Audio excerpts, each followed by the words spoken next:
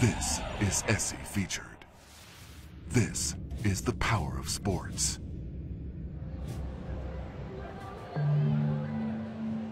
What's up, man? What's your name? You coming from Pittsburgh? Hi. Hey, how are you? Very nice to meet you. How are you? Nice, one of the good ones. I know you're going to become a Steelers fan now, huh? Oye, Manuel, me tienes que hablar grande español, hombre, por supuesto. ¿Cómo me llamo? Alejandro Villanueva. We're here in Houston. It's Super Bowl week. It represents the culmination of the 2016 season, but it also represents the opportunity to see somebody that means so much to me. He's got the most amazing story that I've ever heard in my entire life, and I think a lot of people can learn a lot from him. Pittsburgh Steelers offensive lineman Alejandro Villanueva isn't your typical NFL player. He grew up overseas, walked onto the football team at Army, became a team captain as a 6'10" wide receiver. Brings it in, what a catch, Alejandro! But knew he had a bigger purpose. It's not like I really was worried about a future in the NFL or a future personally. I just wanted to, be part of the team and have fun playing football. But, I also understand that life is a lot bigger than that. And in early March of 2011, I deployed in Main Body 10 to Kandahar Province. The first of 3 tours for Villanueva.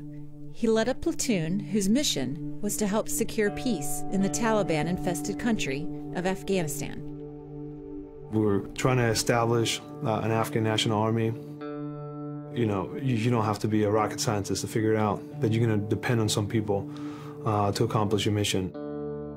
One of those people was an Afghan interpreter named Mohammad Arif Azimi, known to the soldiers as Azim. The actual role of the interpreter is just to translate interactions between local nationals and the American forces. His role was never just to translate. They're asking you to go on missions with U.S. soldiers. Once we got out there, obviously Hazim follows me everywhere. There was a lot of fighting. Nobody knows from where they are shooting us, the Taliban. So anyone, they go out, they was just like hiding themselves, the bad times over there.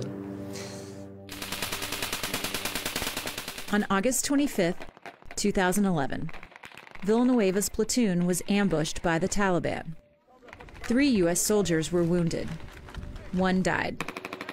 Amidst the chaos and the bullets, Azim helped pull one of the wounded U.S. soldiers to safety. Everybody, they're scared, to get shot, to die, but not, like that was the mission. So everybody was fighting. I just pick up the guy, like start moving. I was very honorable, and that's something that not a lot of people in this country can say they've done. A local national, Afghan, dressed up in U.S. uniform, carrying a wounded American soldier to safety. And it's one of those images that I'll never forget about him. After the United States withdrew from Afghanistan, Azim moved home to the city of Kabul. But he was not safe. One of the interpreters, he got killed by the Taliban. They just cut the neck and put it in his back. That was the way that they were doing it. Simply because he'd been an interpreter? Yeah, he was an interpreter. They don't just kill the person who chose to serve as a translator, they kill their spouse and their children. What does it mean to stand with us? It's a death sentence for these people. Matt Zeller is a veteran of the war in Afghanistan. 3 years ago, he started a nonprofit, No One Left Behind, to help Afghan and Iraqi interpreters immigrate to the United States. You're asking for a checkpoint in this area. He says the uncertainty of the current U.S. policy on immigration could create a big problem for America. We still have 10,000 soldiers fighting in Afghanistan and another 5,000 currently fighting in Iraq. Well, what happens if the prevailing narrative around the world becomes that Americans aren't people who keep their word and keep their promise, but we're liars? That we use you and we're done with you, we toss you away.